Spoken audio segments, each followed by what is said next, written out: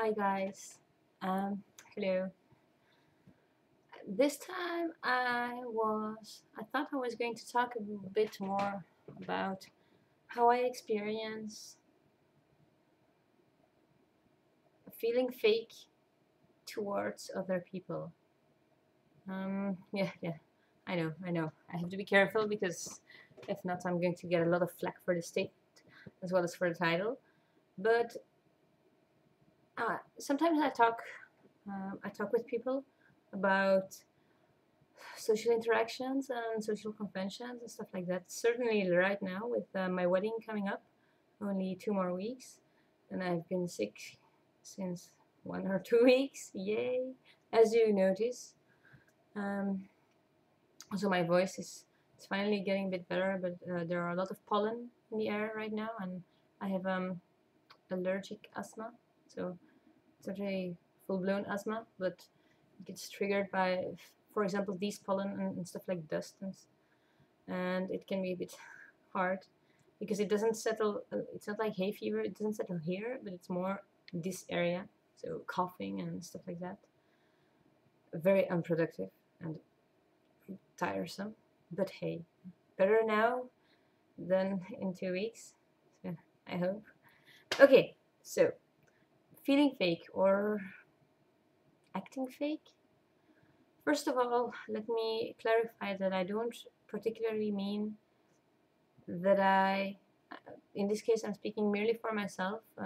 Of course, I'm curious whether you recognize yourself in this description or completely the opposite, or what your experiences or thoughts, whatever, are on the subject. It interests me tremendously. And no, this is not sarcasm. Um, I often have the feeling. Let me sketch a situation. For example, when I come into work and I see my colleague is wearing new shoes or nice shoes, stuff like that. I will, especially with my female colleagues, but sometimes even with my male colleagues, I will almost always, there's hardly any time that I don't do the effort of saying, hey, nice shoes, new shoes, did you do something with your hair, stuff like that. Of course, I know a big part of that is SI, because I have this image of them in my mind, and I have, for example, for this person, I have several images, and sometimes I really notice this is something new. I have not seen this before, or then I ask, hey, this is new, or did I just not see it before? But as I get older, although I think, if I'm not mistaken, I did it from a very young age. For me, it's part politeness, because I don't know, it's politeness is maybe not the correct word, but it's a form of making contacts. And maybe one of the reasons why I cling to it that much is because it's not it doesn't require all that much from me, except what I already do, namely noticing that there's something different. The only thing extra required from me is saying something about it and making it sound positive. So for example, my colleague, she has no shoes. I come in, hey, nice shoes, are those new? It might seem like a silly thing, especially if there are guys watching. You might think, why is this about shoes? No, it's not, but it's just an example. But the thing is, every time I say something like that, I kind of feel fake. It's not that I don't mean it. If I wouldn't mean it, I wouldn't say it. I would just say nothing. I'm thinking myself, oh God, why? Why are you wearing this? My eyes, they are bleeding. No. But it's like, when I say it, in my head there goes this thing, oh, nice shoes. Alright, Katrine, you just scored 10 points with this person. Not necessarily in how much they like me, because if that were their scale for liking me, dear Lord, they would be superficial and I would not even care how much points they gave me for saying that. But it shows that you notice, first of all. It shows that you care enough to say something about it for me. And I don't know, maybe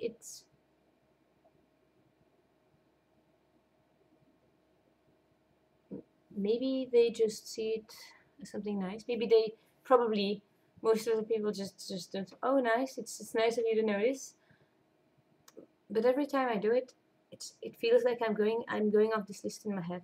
All right, Katrien, so now you scored a point. But it's more like social credit points. I'm not always that able, although for especially I think for an INTP, maybe due to my job, being a service desk agent, dealing a lot with people. I'm not that bad at it, but I don't know. I often feel like I'm faking it. I read or heard somewhere that one of the things, for example, SI does, I can't be wrong. If I am, please correct me. I would very much like that. Is for example, mimicking what other people do, or is it FE? Mimicking what other people do. For example, in not per definition social interactions, but more interactions involving social things. For example, in the Catholic Church, my niece got married in a Catholic church. I'm not Catholic. I'm evangelistic or Protestant or however you want to call it. And I have no idea what people do there. I mean, I'm in the church, okay, and I see all the people rising. Okay, see people ducking. Oh, okay, and just continuously looking. What are they doing? Do I need to do the same thing? Is it weird if I don't do it? Is it weird if I do it? Something like that. So I just, it's maybe it's just my natural habitat to kind of feel like I'm just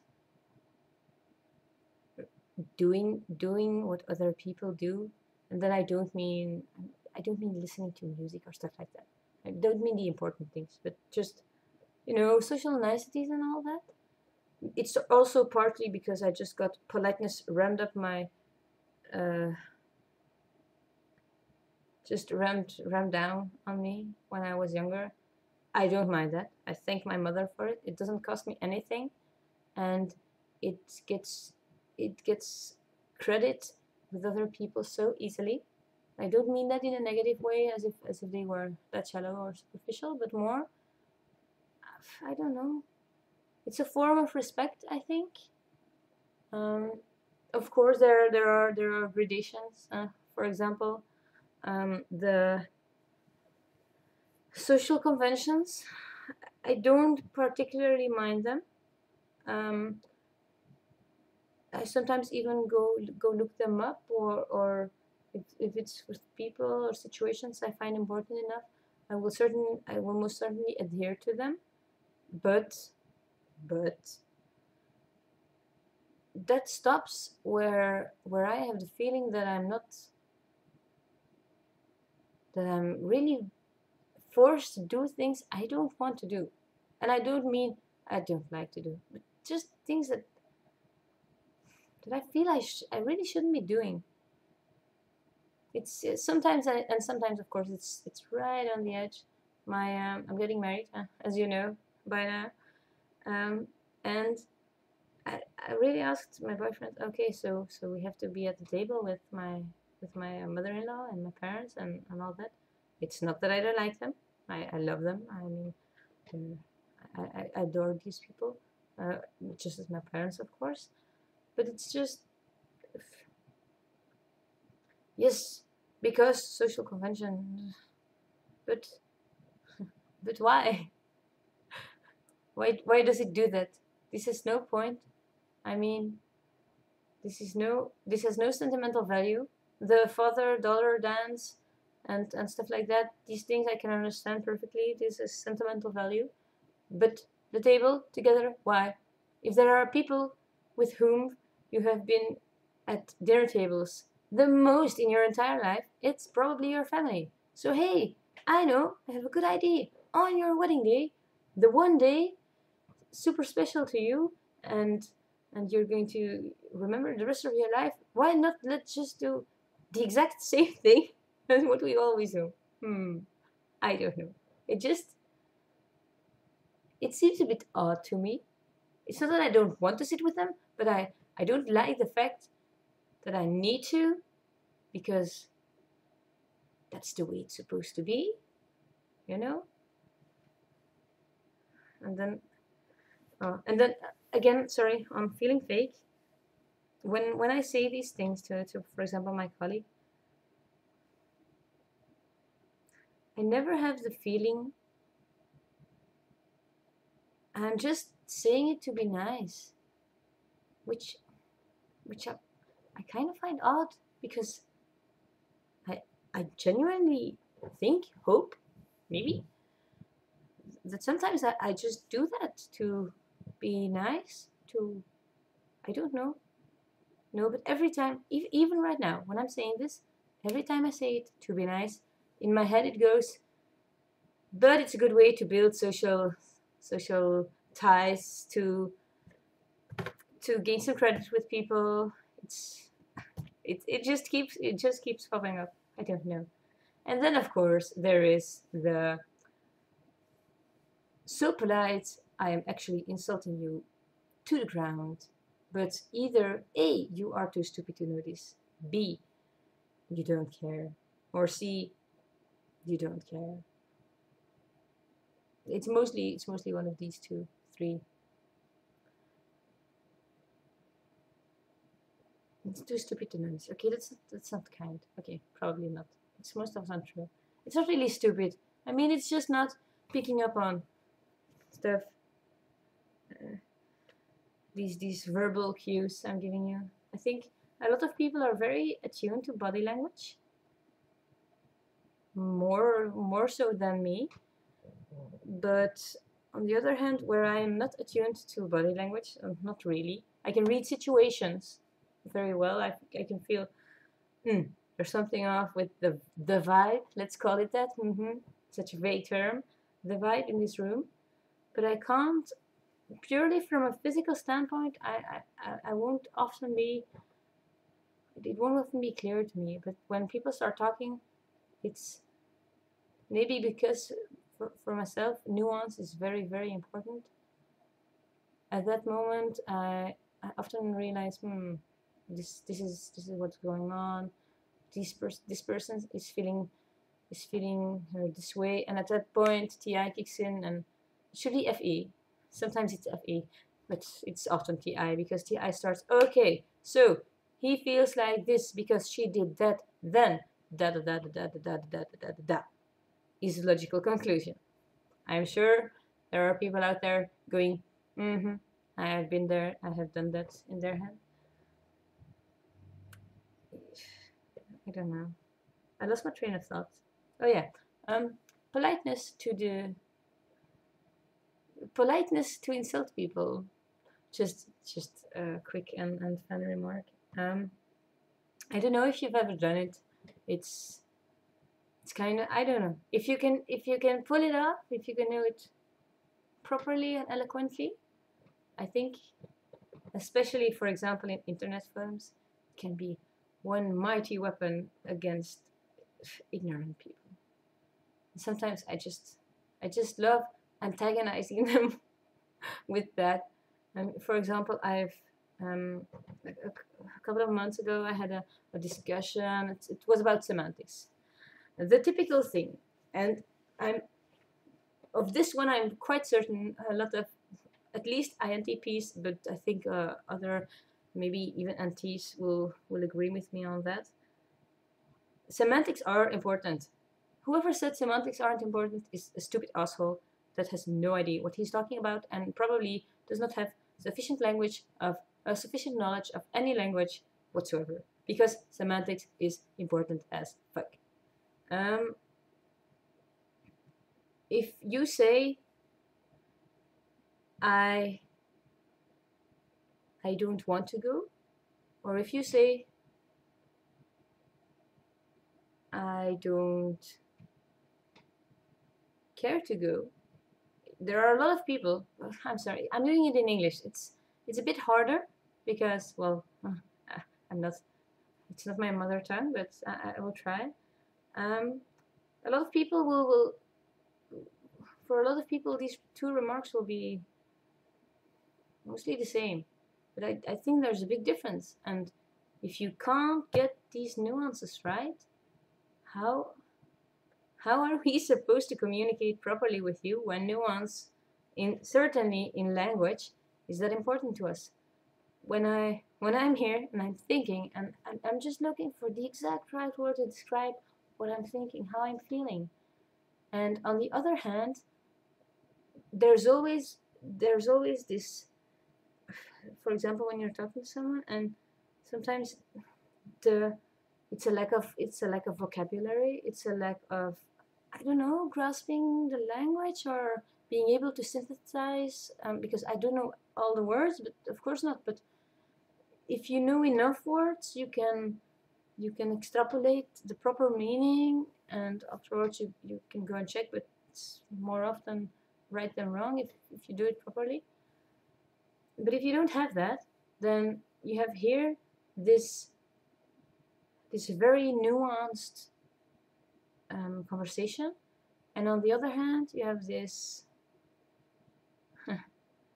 I don't know, it's like you hear one word, okay, I don't really understand this word, it reminds me of that, okay, that I don't really know the definition, but that reminds me of this, okay, so this should be sort of kind of resembling, and it's most of the time sort of kind of is.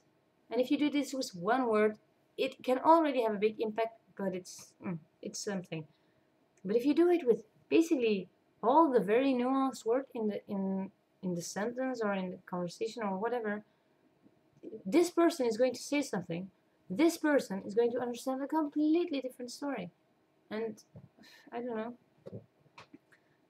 That's something I have very, very often. And I've noticed that, going back to the social niceties and all of that, that's one of the moments when I often use my credits, because they just sort of let it go, although not that I'm the one being in the wrong, because I'm not, but they're saying, look, okay, I don't really understand what she's saying, or it does not make sense to me, but yeah, that's Catherine, she's nice, voila, you know. I don't know, it's weird. I completely lost my train of thought. Hold on, started talking about semantics. Oh yeah, because internet discussions.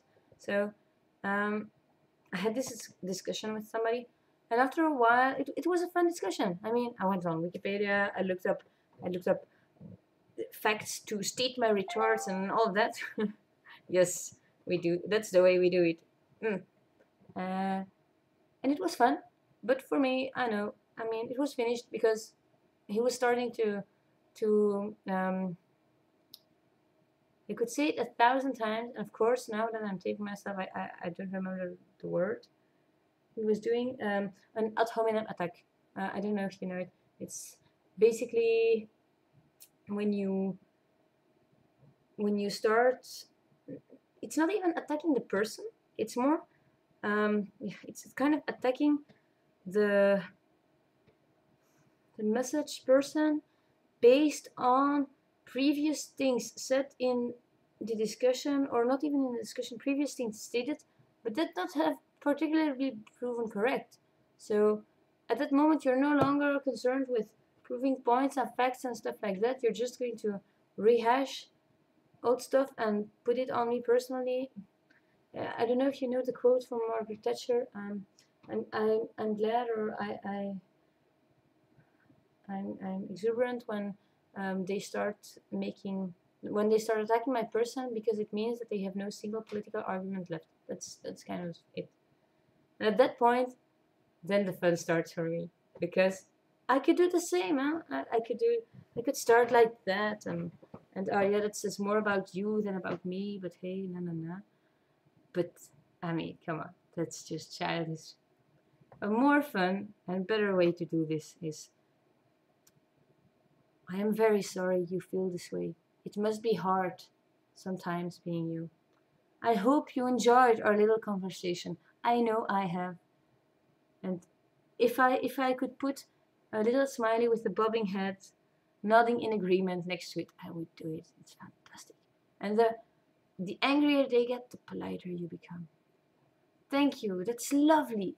Thank you for this contribution. I am so pleased to make your acquaintance. It has been a wonderful chat here on the interweb. Ah.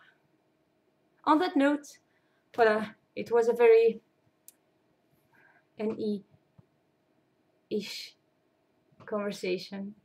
So, voilà. Toodaloo!